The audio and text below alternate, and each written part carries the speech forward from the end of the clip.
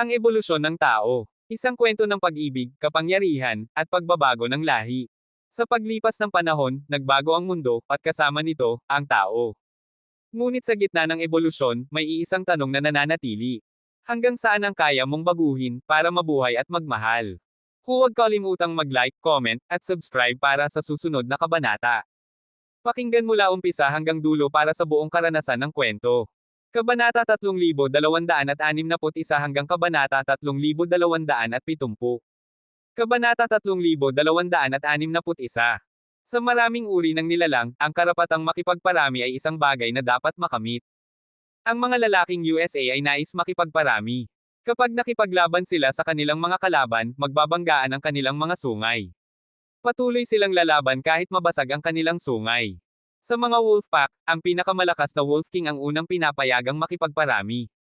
Ang malalakas na lalaking wolves na medyo mahina o ang mga mahihinang lalaking wolves ay hindi pinapayagang makipagparami. Ngayon, ang mga noble sa Jadewall City ng Qin Kingdom ay parang mga lalaking USAO wolves. Itinaas nila ang mga ulo at hinaplos ang kanilang mga kamao, naghihintay sa pagdating ng number 1 singer ng Zhao Kingdom, si Zhao Ninger. Sa mga nakaraang taon, hindi nagkaroon ng labanan sa pagitan ng Qin Kingdom at Zhao Kingdom. Mukhang tahimik ang kapayapaan. Si Zhao Ninger ay ngayon nagtatanghal ng concert sa Jadewall City. Maraming opisyal ng Jadewall City ang sumusuporta rito, at marami ang nagbayad para makita siya ng personal. Nais nilang malaman kung kasing galing ba siya tulad ng ipinapakita sa mga video. Siyempre, marami pang nobles ang umaasang may ibang mangyayari kay Zhao Ninger. Nang pumasok si Zhao Ninger sa Jadewall City, nagdulot ito ng matinding trapiko. Hindi tulad ng iba si Hansen. Wala siyang interes na alamin si Zhao Ninger. Ginugol niya ang oras sa pagsisiyasat ng reversed version ng The Story of Jeans. Pagkatapos niyang makipag-combine sa Ice Jade Evil Lady, ang kanilang dalawang kapangyarihan ay umabot sa Break World level. Sa kasamaang palad, may inherent na gap sa kanilang control powers, compatibility, at distribution of strength. May posibilidad na magkaroon ng problema sa hinaharap. Ito ay normal lamang na resulta ng kakulangan sa karanasan. Pagkatapos ng ilang kombinasyon, malamang ay maaayos rin ang mga isyong ito. Hindi kailangan masyadong mag-alala. Pinagpraktisan ni Hansen ang 4 na Geno Arts. Tanging The Story of Jeans lamang ang hindi pa Break World status. Ito ang pangunahing paksa ng kamakailang pagsisiyasat ni Hansen. Nais niyang malaman kung paano pasisinugin ang The Story of Jeans upang makamit ang Break World. Kailangan niya ang kapangyarihang magbigay ng kaligtasan. Sa ngayon, hindi pa siya kalaban ni Qin Shu, pero hindi rin niya kayang talunin si Qin Warner. Kailangan niyang paunlarin ang lakas niya. Ang Super God Spirit Mode ay isang uri ng katawan. Wala itong skill. Wala ring paraan para patakbuhin ang air nito. Bagaman alam ni Hansen ang Reverse Super God Spirit Mode, hindi niya ito magamit. Tanging paraan para umunlad ay ang practicein ang 4 na Geno Arts o makakuha ng mas mahusay na Geno Arts. Dahil mahirap makakuha ng rare gene races, naghirap si Hansen upang makuha ang Ice Jade Evil Lady. Sa huli, halos walang silbi ito sa kanya. Ang landas na iyon ay hindi maganda. Mas mahirap kaysa noong pinapalakas niya ang katawan niya. Pagka-combine niya sa Ice Jade Evil Lady, paulit-ulit niyang sinusuri ang kapangyarihan nito. Nais niyang masira ang mundo nang hindi nakadepende sa Ice Jade Evil Lady upang hindi siya maging limitado. Pinaka-depress siya sa kakaibang reverse Jade-esque powers. Sinuri niya ang power structure, ngunit hindi niya masimulate. Mukhang tanging katawan ng babae lang ang makakamit ang kapangyarihang iyon. Dahil dito, nagtuon siya sa pag-aaral ng The Story of Jean. Matagal na niyang pinag-aaralan ito. Isang nakakatakot na kapangyarihan ang Dom Alloy sa katawan ni Hansen. Ang kanyang cells ay parang nuclear bombs na mabilis sumabog. Napapadugo siya. Kailangan niyang ihinto ang reverse The Story of Jean powers. Ang forever solid power ng The Story of Jean ay kakaiba. Napakabagsik ng reverse power nito. Sa unang subok, naramdaman niya ang Jin chain na pumutok at ang cells ay sumabog parang katapusan ng mundo. Ilang sandali lang ito, ngunit nakakatakot. Kahit malakas ang katawan ni Hansen, hindi niya kayang harapin ang kapangyarihan ng The Story of Jean. Hindi lang sa katawan ko nanggaling ang nakapipinsalang kapangyarihan, sabi ni Hansen, nakakunot ang noo. Kahit ang Super God Spirit Mode ko ay hindi makakapigil nito. Isang Geno Art na hindi pwedeng practicein. Napakasakit ng reverse The Story of Jean. Hindi pwedeng practicein. Hindi kayang hawakan ng katawan niya. Hindi niya pwedeng subukan, kaya paano siya magtatagumpay? Naalala niya noong unang sinubukan niya ang The Story of Jean. Hindi niya ito masimula noon dahil kailangan nito ng labis na lakas. Napakataas ng requirement, kaya hindi niya masimulan.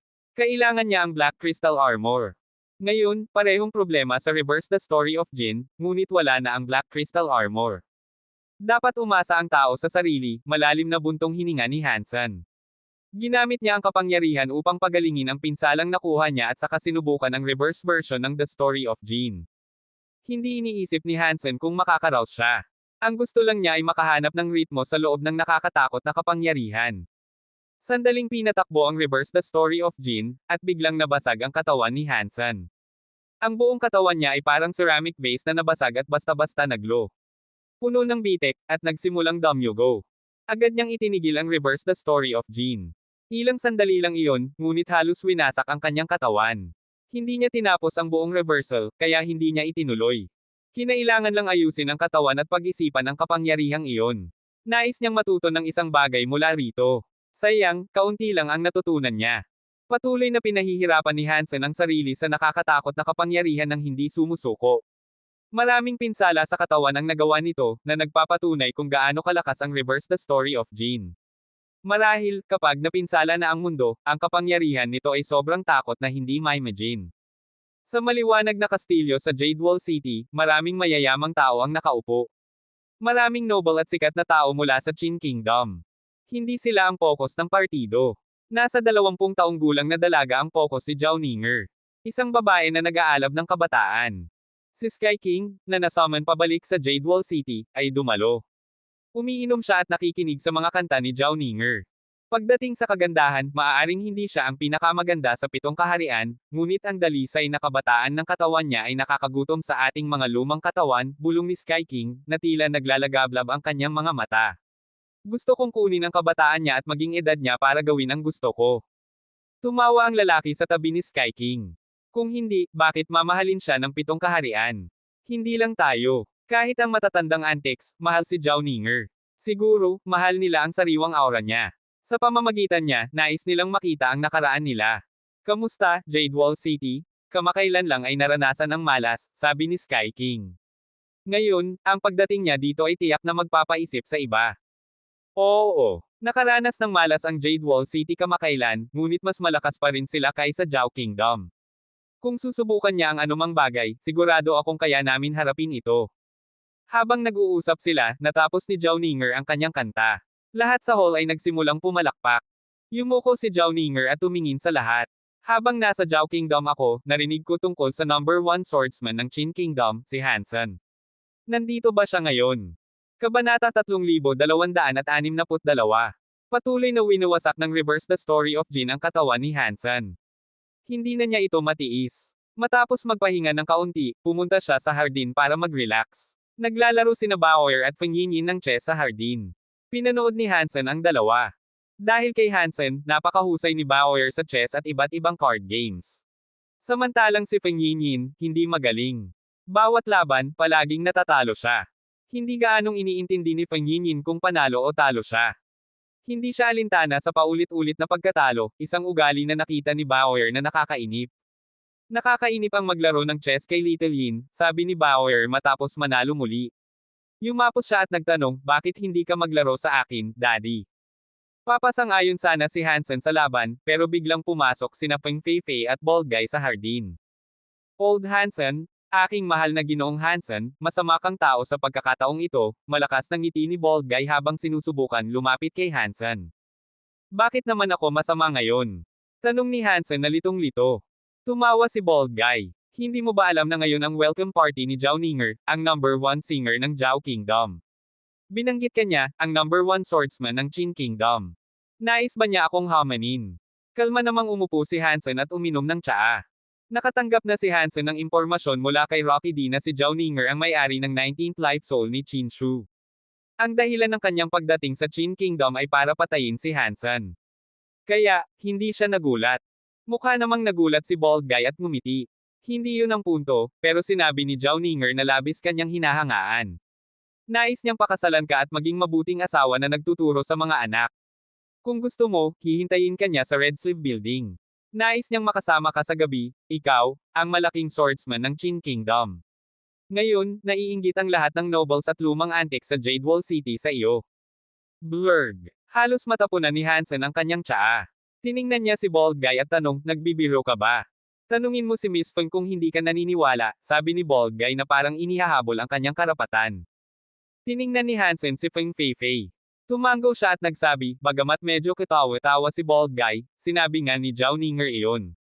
Hindi ko alam kung talagang gusto kanya o may ibang motibo. Tama lang ang sinabi ni bald guy. Ang mga lalaki sa Jadewall City ay nawawala sa pag-iisip. Alam nilang may problema si Zhao Ninger, pero nais pa rin nilang patayin ka. Dapat kang mag-ingat. Tumawa si Hansen. Ayos lang iyon. Hindi naman ako gusto ng mga noble. Palagi nilang gustong patayin ako at ihulog sa mga aso. Wala akong pakialam. Hindi naman nila magagawa sa akin ang anumang bagay. Old Hansen, narito si Zhao Ninger sa Red Sleeve Building. Pupunta ka ba? Siya ang number 1 singer ng Zhao Kingdom, sabi ni bald guy na may halong inggit, kung ako, gagawin ko ang lahat para makarating doon at makita siya. Siyempre, pupunta ako, sagot ni Hansen na may kurba sa labi. Kung hindi ako pupunta, gagawin akong scapegoat ng walang dahilan. Oo, napaka-passionate ni Zhao Ninger. Kung hindi ka pupunta, parang hayop ka na lang, tapik ni bald guy sa balikat ni Hansen at handa nang umalis. Sa tabi, kinuha ni Bauer ang kanyang notepad at nagsimulang magsulat. Nais ni Hansen na pumunta sa Red Sleeve Building dahil gusto niyang makita si Zhao Ninger, ang 19th test subject. Kung pinayagan siya ni Qin Shu na pumunta roon, may espesyal na plano si Zhao Ninger. Hindi lang siya padadala roon para mamatay. Imbis na hintayin ang pagdating ni Zhao Ninger, mas mabuti na siyang umatake habang may pagkakataon. Ayaw niyang magdulot ng dagdag na pinsala sa Feng Castle. Old Hansen, sasama ka ba? Masayang tanong ni bald guy. Malamang ay hihigpitan nila ang aking pagpasok, kaya mawawala lang ang hiya, tumawa si Hansen. Oh, tama ka, sabi ni bald guy na halatang naiinggit.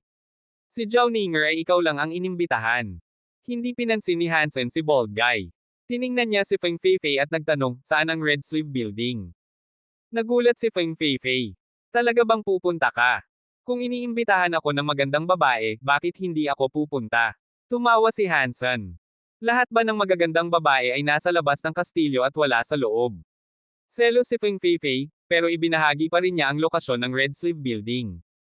Patuloy na humawak si Bauer sa kanyang panulat, isinusulat sa notebook. Ngayon ay alas 10 na. Nagpaalam si Hansen kay Feng Yinyin at patungo sa Red Sleeve Building. Pagkatapos ng maikling lakad, may isang taong lumapit upang hadlangan si Hansen. Ginoong Hansen, saan po kayo pupunta? Tanong ng lalaki habang yumuyuko. Kung ang isang tao ay mukhang mabait sa iyo, bastos na maging masama sa kanila. Mabait ang taong ito, kaya hindi dapat maging bastos si Hansen. Magalang siyang sumagot, Red Sleeve Building. Nagbago ang mukha ng lalaki. Lumapit siya at bumulong, Guro Hansen, pupunta ba kayo para makita si Zhao Ninger? Kung dadalhin ninyo ako sa Red Sleeve Building para makita siya, gagantimpalaan ko kayo. Anong klase ng gantimpala? Interesado si Hansen. Mga 40 anyos ang lalaki. Mukhang scholar, maayos ang itsura, ngunit hindi niya matindaan kung nakita na niya ito dati. Lumapit ang lalaki at bumulong, ako si Zhang Huan. Siguro hindi mo pa narinig ang pangalang ito, pero kilala ang Zhang family sa Qin Kingdom. Nagtatrade kami ng gene eggs at gene races. Treasure Garden ang negosyo ng aming pamilya. Kung dadalhin mo ako sa Red Sleeve Building, pwede kang pumili ng anumang gene egg o gene race sa Treasure Garden ng libre. Isa lang ang pipiliin mo. Huwag mo akong bigyan ng ganitong kalokohan. Bigyan mo ako ng totoong bagay, sagot ni Hansen. Kadalasang hindi makikita sa merkado ang high-class gene eggs at gene races. Kahit makita, malamang tinago na ni Zhang Huan ang mga pinakamahalaga. Narinig na ni Hansen ang Treasure Garden, isang lumang shop sa Jadewall City, isa sa pinakamalaking nagbebenta ng gene eggs at gene races. Mas marami ang gene eggs na binibenta nito. Nakita niyang nahayag ang plano niya. Hindi alintana ni Zhang Huan at bumulong, mayroon kaming 1 dosenang God-class gene eggs. Kung gusto mo, pwede kang pumili ng 1 o 2. Isang rare gene egg lang. Kung meron, kunin mo. Kung wala, huwag sayangin ang oras ko. Kailangan kong makipagkita kay Zhao Ninger. Sinabi ni Hansen ng malinaw. Gusto niyang umalis ang lalaki at itigil ang abala. Guro Hansen, napaka makakain ka, natigilan si Zhang Huan. Isang rare gene egg para sa isang date. Sobrang halaga. Gusto ng tao, mas gusto lang ako, nakangiti si Hansen. Walang anuman ang isang gene egg, isa lamang itong bagay. Ang isang bagay kapalit ng pagkakataong makasama siya ay sa tingin ko ay patas na palitan. Kabanata 3263. Hindi inisip ni Zhang Huan na patas ang alok ni Hansen. Napaisip siya, inaakala mo ba akong hanggal? Yan ba ang tinatawag mong patas? Hindi niya ito naglakas loob na sabihin ng malakas sa harap ni Hansen. Ngumiti siya ng pilit at nagsabi, Ginoong Hansen, sobra ninyong pinapahalagahan ako. Ang pamilya Zhang ay nagmamay-ari ng tindahan ng gene egg, ngunit bihira lang ang mga rare gene eggs. Minsan, may isa kaming ninuno na nagkaroon nito, at iyon ang pinakadakilang karangalan. Simula nang ako'y ipinanganak, hindi na ako nakakita ng kahit isang rare gene egg. Nagngisi si Zhang Huan at nagmungkahi, paano ito? Sa Treasure Garden, may mga God-class gene eggs. Maaari kang pumili ng 5 sa mga iyon. Iyon lang ang kaya kong ibigay. Ano sa tingin mo? Ang mga rare singer ay nangangailangan ng rare gene egg, tumawa si Hansen. Ang Miss Zhao ay karapat-dapat sa ganitong halaga, hindi ba? Hindi baliw si Hansen. Gusto niyang gumamit ng rare gene egg kapalit ng isang date kay Zhao Ninger, ngunit ngayon, maraming nobles ang nakatingin sa kanila. Kung tatanggapin niya ang mababang alok, marami ang lalapit upang pigilan siya at abalahin siya sa kanilang sariling alok. Mukha namang nadismaya si Zhang Huan. Sabi niya, Guro Hansen, kung patuloy kang magbibigay ng ganitong halaga, wala nang makakabayad sa iyo. Hindi sumagot si Hansen. Bigla siyang nakarinig ng ibang tinig. Tama siya. Ang mga rare singer ay nangangailangan ng rare gene egg. Guro Hansen, may isa akong rare gene egg. Iibigay ko ito sa iyo kung ibig sabihin ay makasama si Miss Zhao sa Red Sleeve Building ngayong gabi. Gusto mo bang isagawa ang palitan? Nagtaka si Zhang Huan. Hindi siya makapaniwala na may gagawa ng ganitong palitan, kapalit ang isang rare gene egg para makasama si Zhao Ninger. Hindi naman sila makakasama niya mag-isa. Nang makita ni Zhang Huan ang mukha ng taong iyon, nagbago ang kanyang ekspresyon. Ibaba niya ang kanyang ulo at umalis na parang isang daga na nakakita ng mabangis na pusa. Tiningnan ni Hansen ang matanda, ngunit hindi niya kilala ito. Isang matandang lalaki na may puting buhok, nakasuot ng flowery robe. Mabigat ang mga talukap ng mata niya. Nang buksan niya ang mga mata, malalaking puwang ang pagitan ng mga ito. Para bang hindi siya gising. Tiningnan ni Hansen ang matanda at nagsabi, kung talagang ibibigay mo ito, tatanggapin ko ang alok mo. Baluktot ang katawan ng matanda. Pumasok ang kamay niya sa manggas ng robe. Sa huli, inilabas niya ang isang gene egg at inilagay ito sa harap ni Hansen. Sige, ito ang gene egg. Kunin mo kung matapang kang gamitin ito. Tiningnan ni Hansen ang gene egg sa kamay ng matanda. Kasing laki ng itlog ng pugo, parang kristal. Kalahati puti at kalahati itim, parang natural na Tai Chi symbol. Maraming kakaibang ukit sa balat ng gene egg. Kung titingnan sa ilalim ng mikroskopyo, masyado pa ring maliit ang mga salita para mabasa. Libo-libong salita ang nakaukit sa balat ng itlog na kasing laki ng itlog ng pugo. Kakaiba ang mga salita. Hindi ito nakasulat sa pangkaraniwang wika ng Universe of Kingdoms, kaya hindi alam ni Hansen ang ibig sabihin. Halata itong isinulat ng kamay. Hindi ito bagay na likas sa itlog. Matanda, patay na ba itong gene egg? Tanong ni Hansen sa sarili. Maraming salita ang nakaukit, kaya hindi niya alam kung makakabuo pa ito ng gene race. Bukod dito, hindi niya maramdaman ang life force sa gene egg. Hindi niya alam kung ito talaga ang rare gene egg o hindi. Eye-roll ang mga mata ng matanda. Napaka-ignorant mo. Ang gene egg na ito ay kamangha-mangha sa universe. Ito ang natatanging ultimate egg, pero ayos lang. Maari kitang turuan ng kaalaman ko para hindi ka mapahiya sa ibang tao. Hawak ang rare gene egg, mayabang niyang sabi, noong nagsimula ang universe at bago ipinanganak ang God Spirits, may isang matandang lalaki. Siya ang Wu Wei Dao Alpha. Matanda, hindi ako interesado sa kwento, sagot ni Hansen. Pinigil niya ang matanda. Narinig na niya ang kwento. Noong una siyang dumating sa Universe of Kingdoms, nalaman niya ang kasaysayan ng Wu Wei Dao Palace. Ang unang leader ng Wu Wei Dao Palace ay ang Wu Wei Dao Alpha. Tinuturing siya ng mga estudyante na higit pa sa God Spirits. Isa sa pinakatanyag niyang kasabihan, bago ipinanganak ang Diyos, ako'y naruroon na. Ibig sabihin, ipinanganak siya bago ang God Spirits. Mas makapangyarihan siya kaysa sa God Spirits. Mukhang labis-labis ang mga sinasabi tungkol sa kanya, ngunit siya ay lumikha ng pinakamalaking legyon sa Universe Wu Wei Dao Palace. Nainis ang matanda na pinutol siya ni Hansen. Tumingin siya sa kanya at sabi, ang mga kabataan ay napaka-impatient. Palaging pinapaikli ang mga bagay. Nang ipinanganak ang Wu Wei Dao Alpha, hawak niya ang gene egg na ito.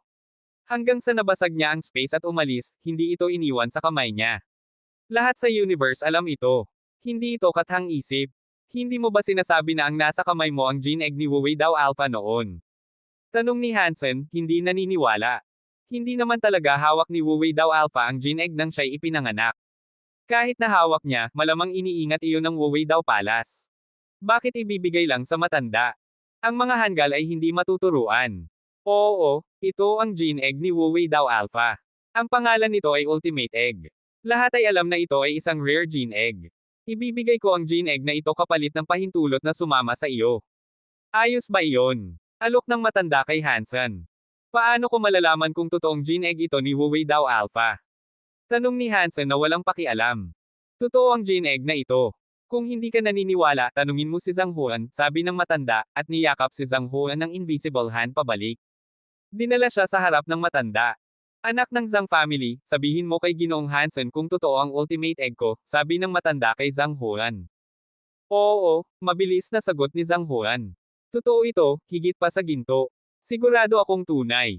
Tumingin ang matanda kay Zhang Huan at sabi, magaling ang mga salita. Mukha namang mapait si Zhang Huan. Guru Hansen, pwede ko pong patunayan sa pangalan ng Zhang family. Sa kamay ng matanda, totoong naruroon ang ultimate egg. Alam ng lahat sa universe na ito ang gene egg mula sa Wu Wei Dao Palace noon. Kabanata 3264. Ano ang ibig mong sabihin? Tumingin si Hansen kay Zhang Huan na may interes.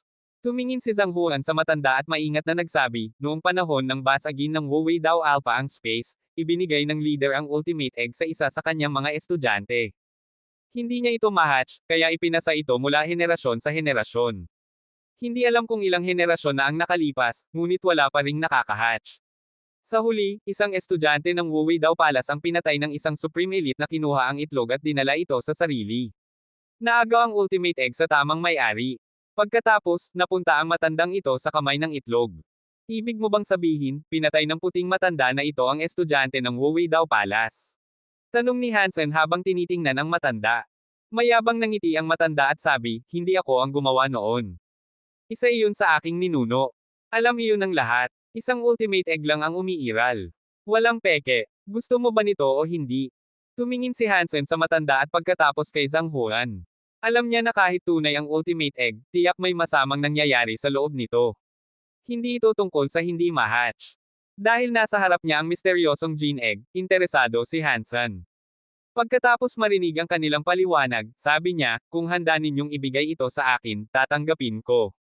Sabi ng matanda, mahusay. Kung ganoon, pwede mo na itong panatilihin. Ibinato niya ang ultimate egg kay Hansen. Nakakabilib ang lakas ng matanda sa pagtapon nito, parang nagbato siya ng buong bundok. Sinubukan ni Hansen hulihin ito, ngunit napansin niyang sobrang magaang pala ng ultimate egg. Parang ordinaryong itlog ng pugo, na nagulat siya. Tumingin ang matanda kay Hansen at sabi, ibinigay ko na sa iyo ang ultimate egg. Ang kasunduan natin, dadalhin mo ako sa Red Sleeve Building para makilala ko si Zhao Ninger. Ngunit isang bagay ang kailangan mong malaman, maraming tao na ang nagmay-ari ng ultimate egg dati at namatay. Maliban sa mga tagapagmana ng Wu Wei Dao Palace, halos lahat ng nagmay-ari nito ay nasawi.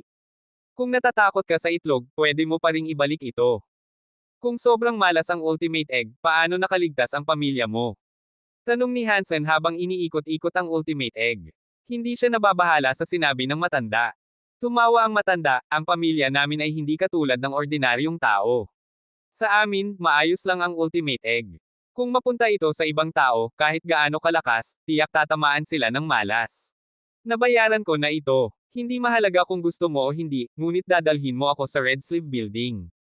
Siyempre, papunta na tayo doon, sabi ni Hansen. Naglakad siya pasulong. Hindi niya ibabalik ang ultimate egg sa matanda. Nakita niya ang maraming pangyayari na bunga ng malas. Hindi niya pinapansin kung may mangyayari bilang resulta. Bukod pa rito, interesado siya sa identity ng Wu Wei Dao Alpha. Mas maalamat pa ang taong iyon kaysa kay Qin Shi sa Universe of Kingdoms. Alam ng lahat na si Qin Shi ang hari ng Qin Kingdom, ngunit hindi nila alam ang nakakakilabot na nagawa niya. Ang ginawa ng Wu Wei Dao Alpha ay kilala sa 7 kaharian. Kahit na pinaalis ng Qin Kingdom ang Wu Wei Dao Palace, alam pa rin ng lahat ang kasaysayan ng Wu Wei Dao Alpha. Bagaman labis-labis ang kasabihang, bago dumating ang Diyos, naruroon na ako, maiisip pa rin kung gaano karaming kaharian ang nakipaglaban habang pinapalago ng Wu Wei Dao Alpha ang Wu Wei Dao Palace bilang malaking relihiyon. Hindi ito simpleng bagay. Tumawa ang matanda. Hindi siya nagsalita habang sumunod sa paglakad ni Hansen patungong Red Sleeve Building. Nakakapansin na mula nang sumunod ang matanda, walang humadlang kay Hansen. Hindi alam ni Hansen na pagkatapos makuha ang Ultimate Egg, nagkaroon ng kaguluhan sa Jade Wall City. Hansen, nakuha ng batang iyon ang Ultimate Egg. Paano niya nagawa yun? Interesado itong tiningnan ni Sky King. Ano? Kinuha ni Guru Hansen ang Ultimate Egg ng White No Life. Nagbago ang mukha ni Thousand Mile Reach. Tumayo siya mula sa kanyang upuan. Sa palasyo, nagulat si Qin Jingzin nang marinig ang balita. Bamantong hininga siya. Sa palagay ko, siguro Hansen lang ang sapat na matapang para kunin ang Ultimate Egg. Ginoo, baka hindi alam ni Guru Hansen ang kasaysayan ng Ultimate Egg. Sabihin ba namin sa kanya? Mukhang naiintindihan ni Jie Shizin si Hansen. Alam niyang malamang hindi niya alam ang tungkol sa Wuwei Dao Palace. Nagulat si Qin Jingzin. Hindi pwede. Sikat ang Ultimate Egg. Paano hindi ito alam ni Guru Hansen? Ngumiti si Jie Shizin. Guru Hansen ay isang outsider elite. Batay sa aking kaalaman, hindi siya mukhang nakakaalam ng marami dito. Marahil, wala siyang alam tungkol sa Ultimate Egg. Kung ganoon nga, dapat mo siyang abisuhan, sabi ni Qin Jingzin. Hindi natin pwedeng hayaang may mangyari sa kanya.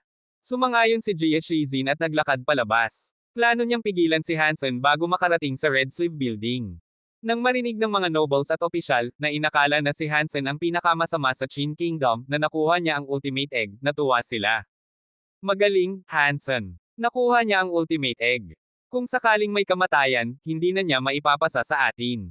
Bukod sa White Family, hindi ko iniisip na kahit isang langit ng God Spirits ang makatatagal sa malas ng Ultimate Egg. Naniniwala ba si Hansen na siya ay invincible? Sa palagay ko hindi niya alam kung gaano kakila ang Ultimate Egg. Kaya niya siguro kinuha ito. Dahil wala siyang alam. Karapat-dapat siyang mamatay. Bukod sa mga freaks ng White Family, sa palagay ko walang makakatagal sa malas ng Ultimate Egg. Kung alam ni Hansen ito ng maaga, baka nakaligtas siya. Alam ni Hansen na hindi pangkaraniwan ang Ultimate Egg, ngunit hindi niya pinapansin ang kwento.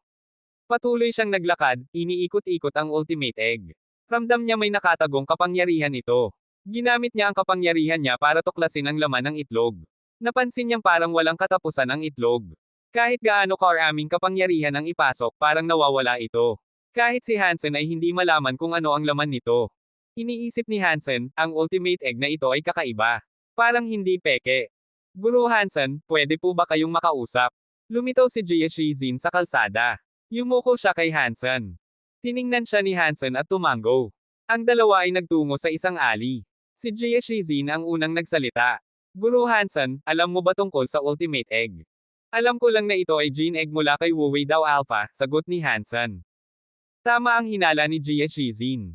Mabilis siyang nagsabi, Guru Hansen, dapat mong isipin na ibalik ang Ultimate Egg sa matanda kaagad.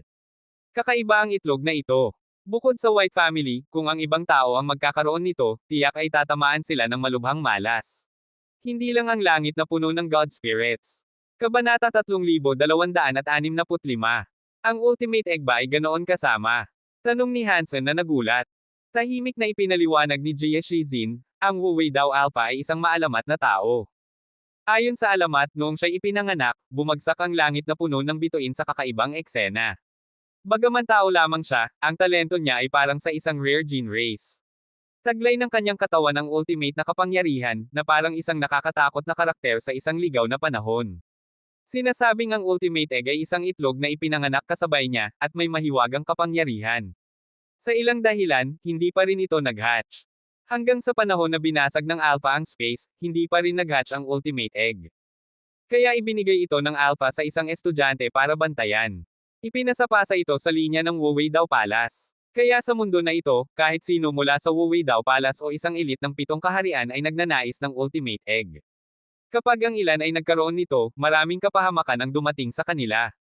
Kahit ang kanilang mga tagapagmana ay hindi ligtas. Kailangan nilang ipakiusap sa Wuwei Dao Palace na ibalik ang itlog. Hanggang sa pumatay si White, ang battle god ng Qin Kingdom, sa estudyante na nagbabantay ng Ultimate Egg, walang nakaligtas sa paghawak at pagpasa nito. Mula noon, napunta ang Ultimate Egg sa White Family. Bukod sa kanilang dugo, sino mang makakatanggap ng Ultimate Egg ay tatamaan ng maraming malas. Kahit ang White Family ay nakaranas ng maraming kapahamakan. Karamihan sa kanila ay hindi nakaligtas lampas 40 taong gulang at tila mabilis tumanda. Nangyari ito sa 12 miyembro, bawat isa ay may iisang anak lamang. Kahit gaano karami ang asawa at anak, iisang lalaki lamang ang mabubuhay. Hindi mo ba sinasabi na ang bulok na matanda ay 40 taon lang? Tanong ni Hansen sa matanda. Marahil ay 39 na taong gulang siya, sagot ni Jie Shizin na may ngiti. Wala pa siyang asawa. Ayon sa alamat, sa edad na 15, hindi siya mag-aasawa o magkakaroon ng anak. Gusto niyang matapos na ang linya ng White family sa Ultimate Egg. Kaya't namuhay siya ng napakagaan. Palagi niyang ginagawa ang mga bagay na hindi maisip ng ordinaryong tao. Hindi ko akalaing gagamitin niya ang Ultimate Egg bilang kapalit para sa isang date, at ikaw ang naglakas loob na tanggapin ito. Naiintindihan ko. Salamat sa pagbibigay alam, Guru Jia. Ngayon alam na ni Hansen ang tungkol sa Ultimate Egg. Akala niya ay may masamang intensyon ang matanda, ngunit ngayon alam niya na isa lang itong bastos na tao na nakikipagkasundo sa libreng pagkain. Guru Hansen, masyado po kayong magalang. Ang hari ay nag-aalala lamang sa inyong kalagayan. Ingatan mo ang sarili mo. Yumuko si Jie Shizin at umalis. Lumabas si Hansen sa kalsada. Ngumiti ang matanda sa kanya. Sinabi sa iyo ng batang babae ng Jie family ang lahat tungkol sa Ultimate Egg, di ba? Gusto mo pa rin ba nito? Kung ano man ang pumasok sa bulsa ni Hansen, hindi basta-basta lalabas, malamig na sagot ni Hansen. Pagkatapos, nagtungo siya sa Red Sleeve Building. Mukha'y nagulat ang matanda. Pinanood niya si Hansen bago sumunod. Alam ni Hansen ang kapangyarihan ng Ultimate Egg, ngunit hindi niya ito ibinalik sa matanda, narinig ni Qin Jingzin mula sa ulat ni Jie Shizin at nagulat. Alam ni Hansen na hindi maaaring mahatch ang Ultimate Egg. Ano pa ang silbi ng paghahawak sa Rare Gene Egg? Tanging malas lamang ang dala nito, wala ni isang mabuti. Kahit ang Wuwei daw palas ay ayaw nang kunin ito pabalik. Hindi ba nila nakikita kung gaano kalakas ang Ultimate Egg? Batay sa pamana ng Alpha, kahit isang pahina lang ang iniwan niya, gagawin nila ang lahat para makuha ito. Hindi basta iiwan ng Wuwei daw palas ang itlog para sa iba. Sa Jadewall City, maraming nobles ang naghintay ng malas kay Hansen. Matagal nang naipasa ang Ultimate Egg. Bukod sa White family, wala pang nakaligtas sa pagkakaroon nito. Maaring abutin ng 2 hanggang 3 araw, 10 araw, o kalahating buwan. Ano man ang mangyari, may masamang pangyayari na darating. Nilalaro ni Hansen ang Ultimate Egg. Wala siyang naramdaman na masama, ngunit hindi siya nagpadalos-dalos. Patuloy niyang hawak ito at pinagmamasdan ng mabuti. Dumating si Hansen at ang matanda sa harap ng Red Sleeve Building, kung saan agad silang hinarang ng bodyguard. Ginoo Hansen, nais lamang ng aking ginang na makipagkita sa iyo ng mag-isa, magalang na sabi ng guard. Sabihin mo kay Miss Zhao na nakinabang ako sa kanya, kaya kailangan kong dalhin ang matanda sa Red Sleeve Building, kalmado na sabi ni Hansen. Kung hindi niya papayagan, uuwi na lang ako. Habang nag-aatubili ang guard, lumabas ang isang batang babae na parang maid. Sabi niya kay Hansen at sa matanda, nais ng aking ginang na payagan kayong pumasok sa Red Sleeve Building. Sabi ng matanda, tama. Nandito ako para makita si Miss Zhao. Isang malaking karangalan ng Zhao family na dalawin ako. Nagmadali siyang umakyat. Napansin ni Hansen na mukhang 40 taon lang ang lalaki. Dahil sa titulong, matanda, wala siyang dapat alalahanin. Malapit na siyang mamatay, kaya wala nang mahalaga para sa kanya. Pumunta sila sa ikalawang palapag ng Red Sleeve Building. Tumingin si Hansen sa bintana at nakita ang isang babae na nakasuot ng puting damit. Dumadaan ang liwanag ng buwan na nagliliwanag sa kanyang katawan. Nakita niya ang anyo ng babae sa likod ng screen. Hawak-hawak nito ang isang instrumento. Ang silhouette niya ay napakaganda. Hindi ko inaasahan na may 2 ginoo na bibisita sa akin ng gabi. Wala pa akong make-up, huwag niyong masira ang aking anyo. Patawarin niyo ako, sabi ng babae. Ginugol ko ang kayamanan ko para makarating dito ngayong gabi, sabi ng matanda. Hindi ko ginastos lahat iyon para lamang marinig ang boses mula sa likod ng screen. Wala siyang galang, lalo na't gusto niyang ipilas ang screen para makita ang mukha ni Zhao Ninger. Ding! Mula sa likod ng screen, may tunog ng harp. Napigilan ang palad ng matanda sa pamamagitan ng tunog. Bago niya maabot ang screen, nawala ang kanyang kapangyarihan. Hindi ako mapipigilan ng tunog. Nakasipat ang matanda, handa nang umatake. Siyempre, hindi ka mapipigilan ng tunog, matanda. Noong panahon ng Qin Kingdom, pinalupig ng Battle God White Rice ang 7 kaharian. Pinatay niya ang marami sa 4 na sistema ng Zhao Kingdom. Nagbago ang kulay ng langit at lupa. Naging dugo ang mga ilog. Ang 4 na sistema ay naging pulang dagat. Gaano kabagsik iyon? Anak ka ng Battle God, kaya hindi ko maipigilan ang katulad mo, kalmado ang boses ni Zhao Ninger. Kung alam mo kung gaano ako kalakas, tanggalin mo na ang screen. Hayaan si Grandpa White makita ang iyong kagandahan. Paano maaaring iikot ang 7 kaharian dahil sa iyong mukha? Mayabang ang matanda. Kabanata 3266. Hindi nagmamadali si Zhao Ninger. Hindi rin siya nagpanik. Kalmado niyang sinabi, kaya, gusto ng matandang ito na makita ang aking natural na mukha. Siyempre, papayagan ko iyon. Ngunit sikat ka rin naman, talagang mababother mo ba ang isang simpleng babae?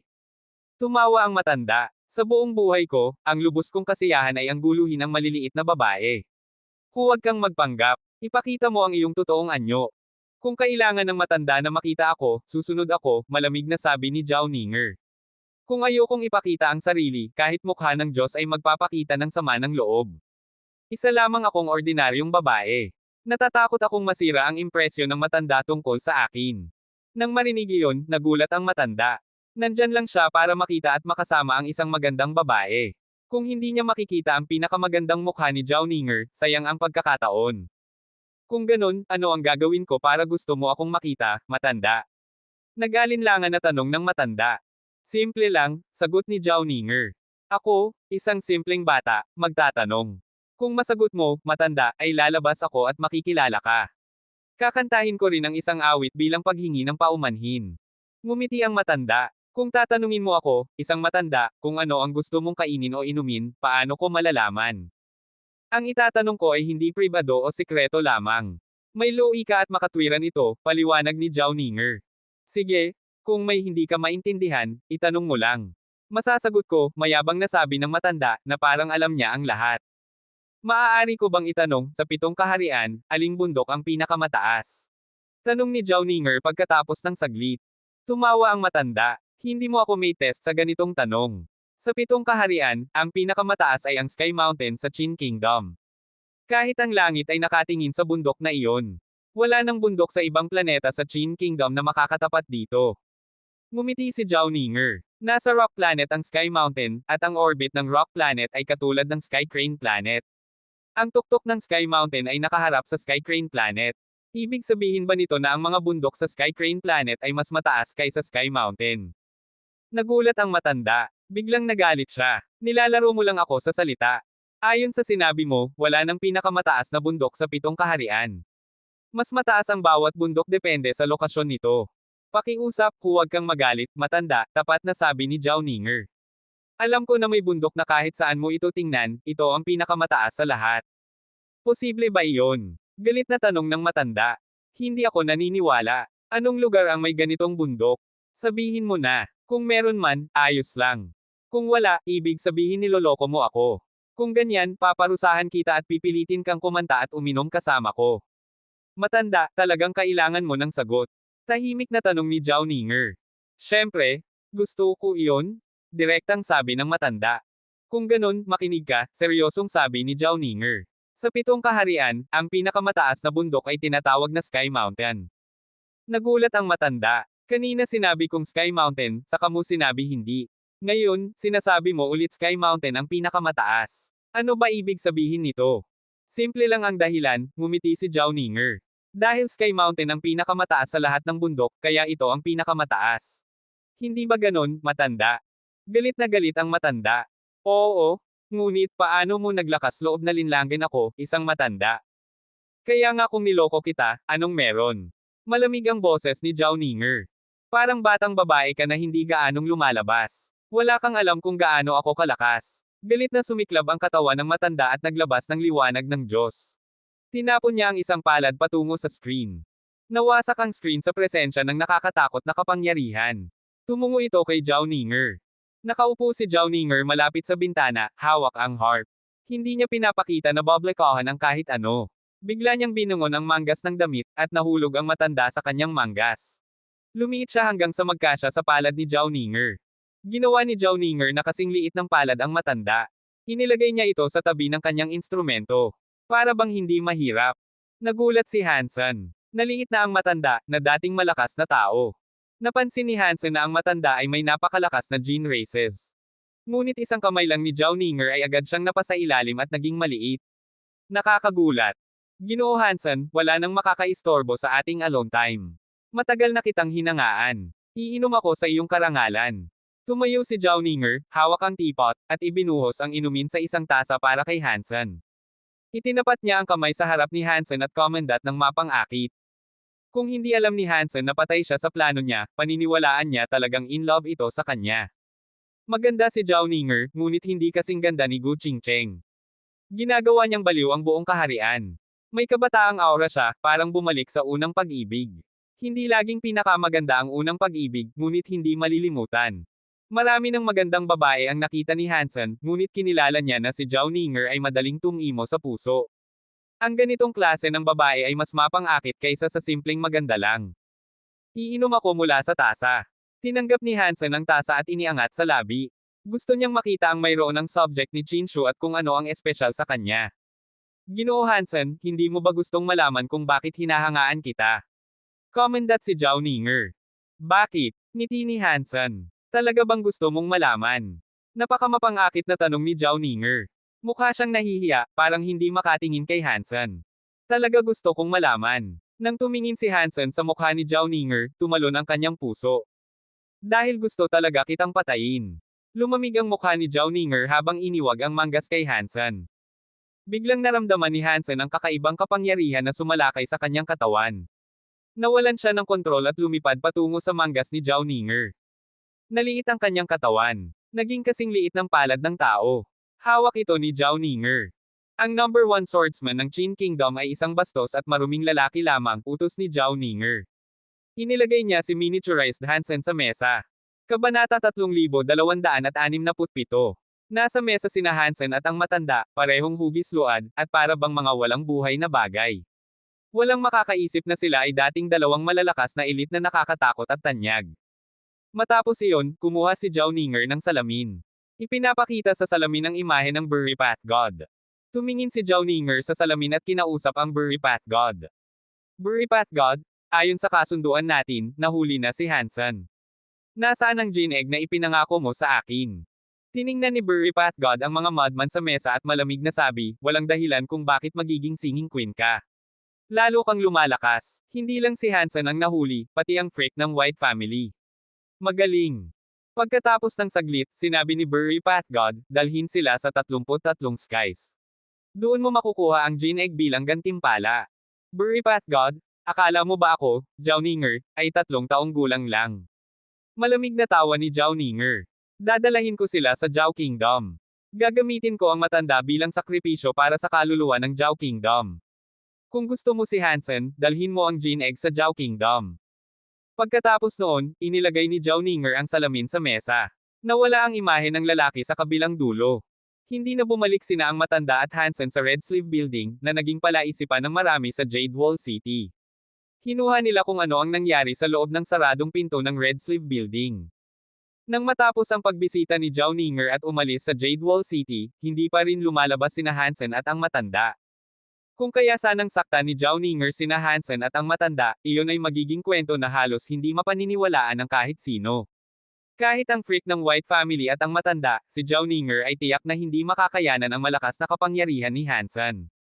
Ang reputasyon ni Hansen sa Qin Kingdom ay masama, ngunit walang sino man ang magtatanggi na siya ay makapangyarihan. Siyempre, marami sa Qin Kingdom ang gustong mawala si Hansen. Gusto nilang mamatay siya at hindi na bumalik. Nang umalis si Zhao Ninger sa Qin Kingdom, pinigilan siya ng mga Royal Guard. Matapos ang mahaba at masusing paghahanap, hindi nila nahanap ang anumang bakas ni Hansen o ng matanda ng White family. Isang guro at isang tanyag na noble ng Qin Kingdom ang nawala ng walang bakas. Si Zhao Ninger, na pinaghihinalaang sospek, ay hindi madaling makalabas sa Qin Kingdom. Sayang, hindi gaanong minahal sina Hansen at ang matanda sa Qin Kingdom. May nakatulong kay Zhao Ninger na makalabas. Nang mapansin ni Qin Jingzin na wala na siya, huli na para pigilan ito. Alam ni Qin Jingzin na hindi lang ito tungkol kay Hansen. Kasama rin siya rito. Isa siyang hari na papalapit ng mamatay, kaya galit man siya ay wala ng silbi. Kinailangan niyang ipadala ang mga pinagkakatiwalaang tauhan para habulin si Zhao Ninger. Sa kabila ng pagsisikap, hindi nila siya nahabol. Kahit na hindi royal si Zhao Ninger ng Zhao Kingdom, tanyag pa rin siya roon. May planeta pang ipinangalan sa kanya. Nasa planeta iyon ang kanyang tirahan. Kalahati ng planeta ay pag-aari ni Zhao Ninger. May kastilyo siya sa isang isla sa gitna ng dagat. Kung walang pahintulot ni Zhao Ninger, bawal pumunta doon ang iba. Ilan lang sa mga maid ang pwedeng pumasok para maglinis, at bihira rin iyon gawin. Sa isang pavilion sa isla, dalawang madman ang parang buhay na buhay. Isa sa kanila ay nanginginig. Biglang may tunog na, pang. Ang isa sa madman ay naging tao. Parang ang test subject na tulad ni Zhao Ninger ay hindi ganap na kontrolado ni Qin Shu. Nakipagkasundo lang siya sa God Chaos Party. Alam na ni Hansen na medyo kakaiba si Zhao Ninger, kaya sinadyang hayaang makulong at mahuli siya upang matuto ng ilang lihim. Sa huli, nabigo si Hansen. Hindi alam ni Zhao Ninger ang malalalim na lihim. Isa lamang siyang test subject ng God Chaos Party. Hindi siya miyembro ng God Chaos Party. Kinuha ni Hansen mula sa kanyang bulsa ang Ultimate Egg na pag-aari ng matanda. Gusto ni Hansen na maghintay upang makita kung ano ang gagawin ng God Chaos Party kay Zhao Ninger, ngunit nagdulot ng gulo ang Ultimate Egg. Kailangan niyang sirain ang kapangyarihan ni Zhao Ninger at bumalik sa kanyang tunay na anyo. Nagsimulang gumalaw ang Tai Chi symbol ng Ultimate Egg. Isang kakaibang kapangyarihan ang nabuo sa dibdib ni Hansen. Lumabas mula sa Ultimate Egg at pumasok sa kanyang katawan. Ang kapangyarihan ay kakaiba. Kahit na malakas si Hansen, hindi niya mapigilan ang paglago nito. Parang pamilyar ang kapangyarihan, katulad ng kanyang naramdaman sa planeta ng Ice Jade Evil Lady, ngunit iba pa rin. May kinalaman ba ang Ultimate Egg sa lugar kung saan ipinanganak ang Ice Jade Evil Lady? Nag-isip si Hansen habang nakatitig sa Ultimate Egg. Naglalabas ang Ultimate Egg ng kakaibang kapangyarihan. Kung hindi dahil sa Dangshan Sutra ni Hansen at kanyang sensitibong kakayahan, hindi niya mararamdaman ang presensya ng kapangyarihan. Pumasok ang kakaibang kapangyarihan sa katawan ni Hansen, natunaw, at nawala. Walang pinsala sa katawan, ngunit may naramdaman siyang kakaiba. May mga di nakikilalang kapangyarihan sa loob ng kanyang katawan, na hindi maganda. Sinubukan ni Hansen ang ilang kapangyarihan, ngunit hindi ito umubra laban sa kapangyarihan ng Ultimate Egg. Kinailangan niyang muling ipagsama si Spell. Pagkatapos niya itong pinagsama kay Spell, tumigil ang kakaibang kapangyarihan sa pagpasok sa katawan niya. Tumigil na rin ang pag-ikot ng Tai Chi symbol ng Ultimate Egg. Gusto ni Hansen na siyasatin pa ang Ultimate Egg, ngunit may narinig siyang tinig mula sa likod ng pinto. Napalingon siya. Kinanselan niya ang kanyang pagsasanib at ginamit ang Dangshan Sutra upang gayahin ang kapangyarihan ni Zhao Ninger. Muling naging madman si Hansen at bumalik sa mesa. Hindi siya gumalaw. Big Sister, ito ang number 1 swordsman ng Qin Kingdom. Siya si Hansen, na sumire sa Jade Wall City. Mukha siyang ordinaryo, hindi ba? Isang batang babae na katulad ni Zhao Ninger ang humawak sa madman na si Hansen at inusisa siya. Tumawa si Zhao Ninger. Malakas si Hansen, ngunit ang lakas ay hindi nangangahulugang hindi matatalo. Dapat gamitin ang kapangyarihan ng tama sa tamang lugar. Big Sister, gusto ko ring sirain ang mundo, masayang sabi ng bata kay Zhao Ninger. Ano ang buhay na kaluluwa na hawak mo? Maaari mo ba akong bigyan nito? Umiling si Zhao Ninger. Lokohin ka ng God Chaos Party kung gagawin mo iyon. Hindi nila ibinigay sa akin ang buhay na kaluluwa dahil sa kabutihan ng puso nila. Kung hindi dahil sa sitwasyon, hindi ko ito tatanggapin. Huwag mong ulitin ang ginawa ko. Bahala na. Lagi ka nalang ganyan, Big Sister. Umalis ang bata na may dalang madman na si Hansen. Kabanata 3268. Naisip ni Hansen, bakit hindi ko pa narinig na may kambal na kapatid si Zhao Ninger. Bukod pa rito, magkapareho sila ng itsura. Si Zhao Ninger ang kailangan kong makita ngayon. Ayoko nang makipag-aksaya ng oras sa kapatid niya. Dinala ng batang babae si Hansen sa kanyang kwarto. Inilapag niya sa kama ang madman na naging si Hansen. Sabi niya sa sarili, ang Big Sister ay sobrang lakas. Nahuli niya ang number 1 swordsman ng Qin Kingdom. Talaga bang ganoon kalakas ang life souls? Kapag ang ordinaryong tao ay naging madman, nagiging tunay na madman sila. Wala nang pakiramdam ng dati nilang sarili. Si Hansen, gayunpaman, ay hindi naging tunay na madman. Naririnig niya ang lahat ng sinasabi ng babae. Tiningnan ni Hansen ang batang babae, na tila nag-aalala. Sabi niya, ipinanganak lamang ng ilang minuto ang Big Sister bago ako. Inaalagaan niya ako. Kahit hindi niya sinabi, alam kong pinagsikapan niyang ibigay sa amin ang kailangan namin.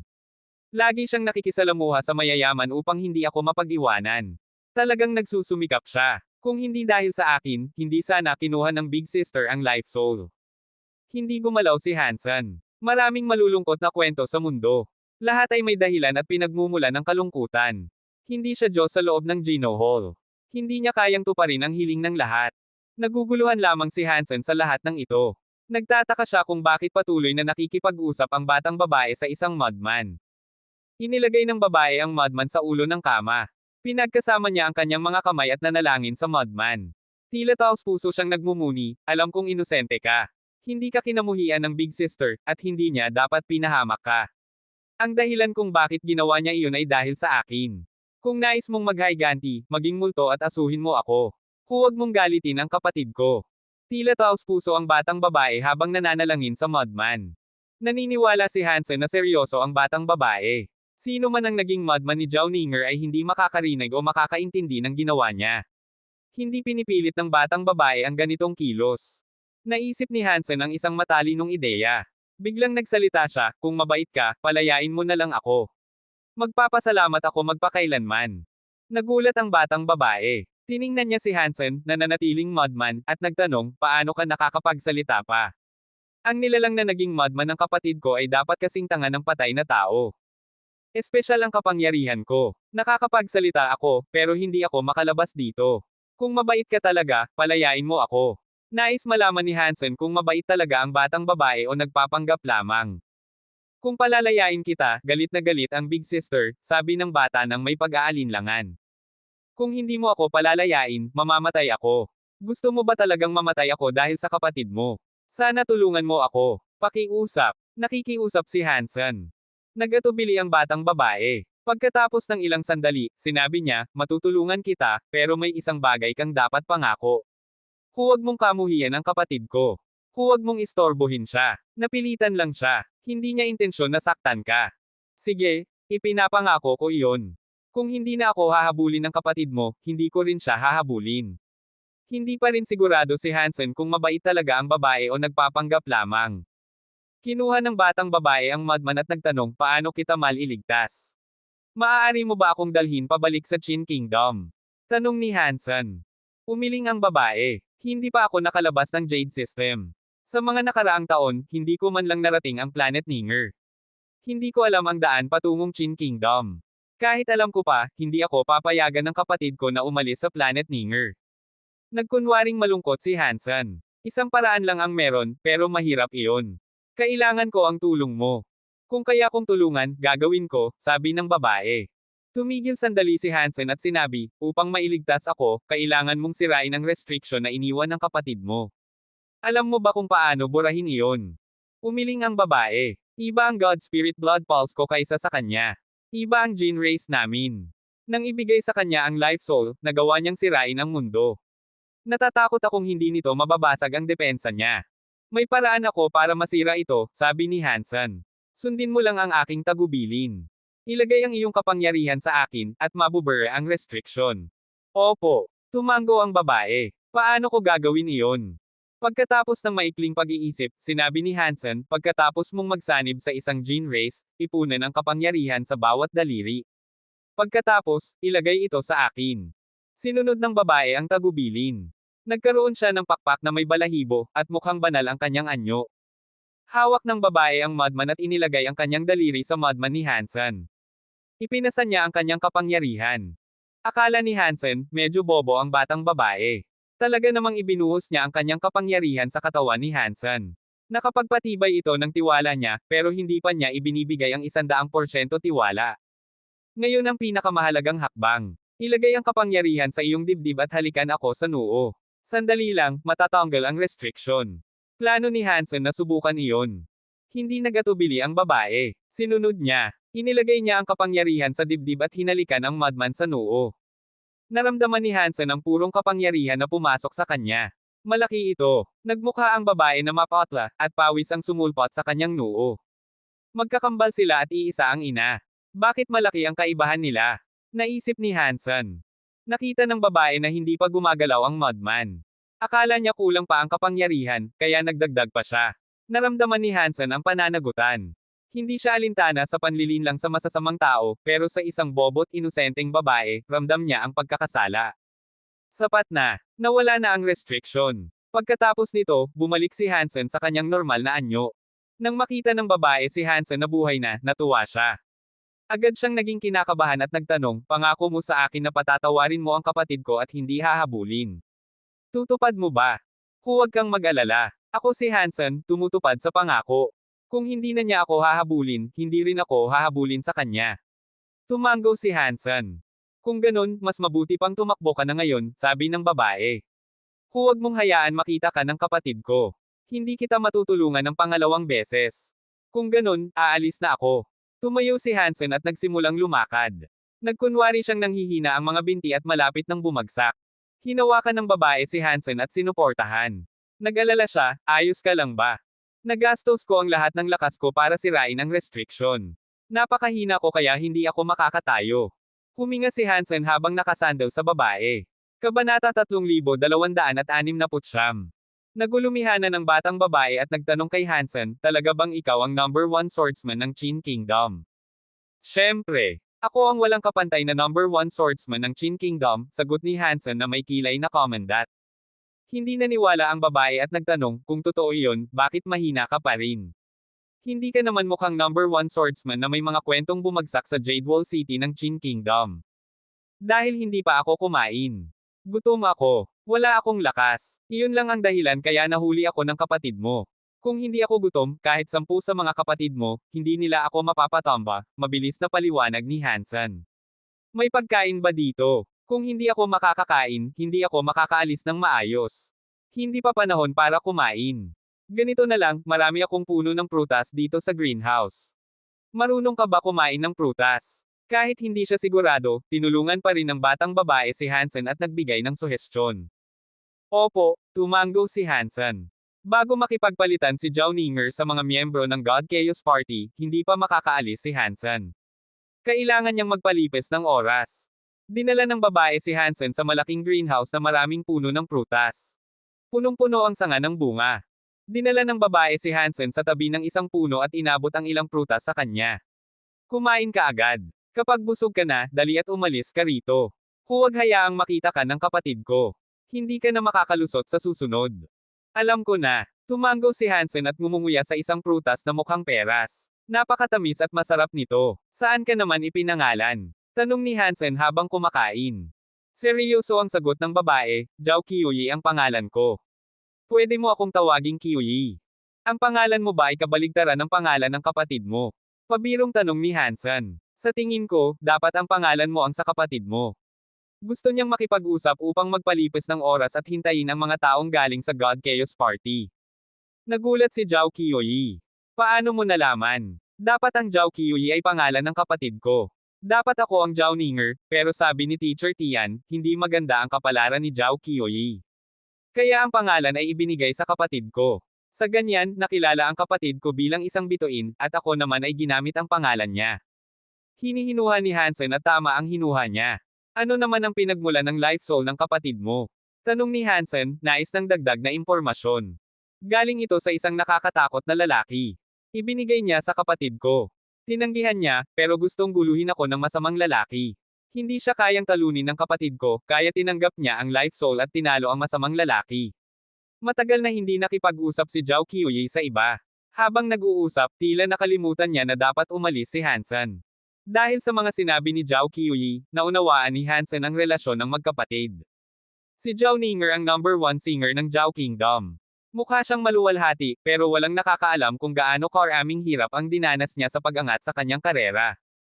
Ipinanganak ang magkapatid sa mararangyang pamilya, pero namatay ang kanilang pamilya at magulang noong sila'y kabataan pa lamang. Si Zhao Ninger ay 13 taong gulang nang mapilitan siyang alagaan ang maliit niyang kapatid na si Zhao Qiuyi. Magkasama silang lumaki. Nakilala sila dahil sa kanilang kagandahan. Maraming suliranin ang hinarap nila at maraming paghihirap ang dinanas. Hindi maisip ni Hansen kung gaano kahirap para sa 13 taong gulang na maganda ang babae na mapanatili ang kanilang legacy at kaligtasan. Si Zhao Ninger ay parang ina. Inalagaan niya si Zhao Qiuyi. Hindi hinayaan na masira ng presyon ng mundo ang kanyang buhay. Napakahirap nito. Naunawaan ni Hansen na ang mga kwento ni Zhao Qiuyi ay ang ipinakita lamang ni Zhao Ninger sa kanya. Marami pang paghihirap at hamon ang hindi ipinakita sa kanya. Matapang si Zhao Ninger, sabi ni Hansen, humahanga. Naranasan niya ang kahalintulad, kaya naunawaan niya ang mga pinaghirapan ni Zhao Ninger. At higit sa lahat, lalaki siya at si Zhao Ninger ay babae. Napakahirap suportahan ang isang pamilya. Napakarami mong kinain na prutas. Hindi ka ba dapat may lakas na ngayon? Naalala ni Zhao Qiuyi. Opo, aalis na ako. Pagkatapos sabihin ni Hansen, lumabas siya sa hardin. Pinanood siya ni Zhao Qiuyi habang lumalakad. Binuksan niya ang mga mata at nagtanong, hindi ka ba number 1 swordsman ng Qin Kingdom? Hindi ka ba pwedeng mag-teleport? Sigh. Kakakain ko lang at hindi pa busog. Konti na lang ang natitirang lakas ko. Kaya lamang makalakad. Huwag kang mag-alala, dahan-dahan lang ako. Hindi ako matutuklasan ng kapatid mo. Pagkatapos nito, umalis si Hansen sa pamamagitan ng gate ng hardin. Naramdaman niya ang kakaibang presensya sa paligid. Posible na dumating na ang God Chaos Party. Pinanood siya ni Zhao Qiuyi at bulong sa sarili, baka maling tao ang nakuha ng Big Sister. Hindi siya mukhang number 1 swordsman ng Qin Kingdom. Ang presensyang ito, baka dumating na si Burry Path God. Tiningnan ni Hansen ang mataas na tore. Nagwawala ang mga alon sa dagat. May puting tore sa tuktok ng bangin. Nandoon si Zhao Ninger sa tore. Isang lalaki ang lumapit sa ibabaw ng alon. Isang hakbang at tumawid ng 1,000 milya, at teleport sa harap ng tore. Burry Path God, dumating ka na rin. Matigas na tumingin kay Zhao Ninger si Burry Path God. Ngumiti si Burry Path God at inilabas ang kanyang mga kamay. May hawak siyang gene egg sa isang kamay. Sabi niya, dinala ko na sa iyo ang gene egg ng Dancing Sky Lady. Saan naman ang aking bagay? Ibigay mo ang gene egg, at ibibigay ko sa iyo si Hansen, matigas na sabi ni Zhao Ninger. Opo. Inihagis ni Burry Path God ang gene egg kay Zhao Ninger, parang hindi ito isang bihirang gene egg kundi ordinaryo lamang. Nakolekta ni Zhao Ninger ang gene egg at nagulat. Sigurado siyang ang Dancing Sky Lady gene egg ito. Pangarap niyang makuha ito para kay Zhao Qiuyi. Perfect match ito sa God Spirit Blood Pulse ni Zhao Qiuyi, kaya alam niya kung totoong gene egg ito. Ibinigay ko sa iyo ang gene egg, tahimik na sabi ni Burry Path God. Saan si Hansen? Sandali, kukunin ko siya para sa iyo. Nilusot ni Zhao Ninger ang espasyo at lumapit. Dumating siya sa tabi ni Zhao Qiuyi. Walang hawak ang batang babae. Napakunot ang noo at nagtanong, nasaan ang Mudman? Nilinggan ni Zhao Qiuyi at tahimik na sabi, pasensya na, Big Sister. Pinakawalan ko siya. Ano? Nagbago ang mukha ni Zhao Ninger. Big Sister? Ayoko talagang masaktan ang inosenteng tao dahil sa akin, paliwanag ni Zhao Qiuyi. Gusto sanang magsalita ni Zhao Ninger, pero nandoon na si Burry Path God sa harap nila. Tumitig siya kay Zhao Ninger at malamig na sabi, mukhang hindi mo tinupad ang pangako mo. Kabanata 3270. Ibabalik ko siya, sabi ni Zhao Ninger na may kunot sa noo. Hindi siya makakatakbo ng malayo. Hindi ko na siya kailangan, malamig na sabi ni Burry Path God. Lumabas ang demonic presence mula sa kanyang katawan habang ang langit ay naging madilim. Para bang na-isolate si Zhao Ninger mula sa labas ng mundo. Nagyelo ang mga mata ni Zhao Ninger. Tumitig siya kay Burry Path God at sinabi, Burry Path God, ito ang kabisera ng Zhao Kingdom. Kung maglakas loob kang gumawa ng kahit ano rito, parurusahan ka ng Guardian God Spirit. Hindi kumibo si Burry Path God. Dahan-dahan siyang lumapit kay Zhao Ninger at sinabi, ipinailalim ko na ang planetang ito sa kailaliman. Kahit ang langit na puno ng God Spirits ay hindi makakaunawa sa nangyayari dito ngayon. Nagbago ang mukha ni Zhao Ninger. Hinailan niya si Zhao Qiuyi sa likod niya. Tumitig siya kay Burry Path God at sabi, hindi mo ako pwedeng patayin, at wala rin kang pakinabang kung patayin mo ako. Maaari nating tapusin ang kasunduan at maibalik si Hansen. Maaaring wala akong pakinabang sa pagpatay sa iyo, pero ang life soul mo ay matured na. Panahon na para bawiin ito. Tungkol naman kay Hansen, kung nakatakas na siya, hindi mo na muling makakamtan ang pagkakataon. Dahan-dahan siyang lumapit. Ang buong mundo ay nababalot ng kanyang nakakapigil na presensya. Nahihirapan si Zhao Ninger sa paghinga, samantalang si Zhao Qiuyi ay parabang naipit ng matinding presyon. Kung hindi dahil kay Zhao Ninger, tuluyang mabibiyak ang katawan ni Zhao Qiuyi. Alam ni Zhao Ninger na hindi maiiwasan ang labang ito. Ayaw niyang maranasan ni Zhao Qiuyi ang ganitong presyon. Kaya sumigaw siya at pinapalibutan ang sarili ng nakakatakot na presensya. Para siyang isang Diyos na babae na sumisigaw kay Burry Path God. Papayagan mo ba akong itanong, Burry Path God, gaano kabigat ang langit? Isang galit na tunog ng Diyos ang naging kakaibang kapangyarihan at tumama kay Burry Path God, tila huminto ito sa paggalaw. Walang emosyon si Burry Path God. Malamig niyang sagot, kahanga-hanga ang asking heart power mo, pero hindi ito epektibo sa akin. Tigilan mo na ang pagsasayang ng oras. Burry Path God, itanong ko ulit. Gaano kabigat ang langit? Ngumunguya si Zhao Ninger habang ginagamit ang asking heart language. Nakabalot ang kakaibang kapangyarihan kay Burry Path God. Napilitang huminto si Burry Pathgod. Ang world-breaking power ay natigil pansamantala. 33, malamig na sagot ni Burry Pathgod. Lumapit siya muli kay Zhao Ninger. Blurg. Humingal si Zhao Ninger at bumuga ng dugo. Bumakfer ang asking heart power, ngunit handa na siya rito. Alam niyang may sagot si Burry Pathgod. Ano ang nasa ibabaw ng 33 langit? Nagpasabog siya ng godlight. Muling bumangon ang kakaibang kapangyarihan at tumama kay Burry Pathgod. Sa ibabaw ng 33 langit ay outer sky, sagot ni Burry Pathgod. Tuloy ang kanyang paglapit. 10 hakbang na lang siya kay Zhao Ninger. Umuubo ng dugo si Zhao Ninger. Nagkakabiyak ang katawan niya, may dumadaloy na dugo sa butas ng katawan. Nagsimula ring damyugo ang ilong niya. Mulit pang kinain ng asking heart power ang kanyang katawan. Ano ang nasa ibabaw ng outer sky? Habang nagsasalita, nagliliparan ang buhok niya. Nagpasabog muli ang godlight. Sa ibabaw ng 33 ayin, hindi huminto si Burry Pathgod. Lumapit pa habang nagsasalita. Papalapit na sa crush ni Zhao Ninger ang world-breaking pressure. Damyugo siya mula sa 7 butas. Kailangan ng asking heart power na magtanong ng mahihirap na tanong para mapigilan ang kalaban at maging madman ang kalaban. Kung matatag at hindi matitinag ang puso ng kalaban, may kakayahan silang sagutin ang tanong, walang silbi ang asking heart power. 3 tanong ang itinatanong ni Zhao Ninger, ngunit hindi niya mapigilan si Burry Pathgod. Sa halip, siya ang nasasaktan. Isang napakasamang kalagayan. Big sister, pasensya na, mali ako, labis na nagsisi si Zhao Qiuyi. Kung hindi siya nagpakawala kay Hansen, hindi mararanasan ni Zhao Ninger ang ganitong paghihirap. Wala itong kinalaman sa iyo, sabi ni Zhao Ninger.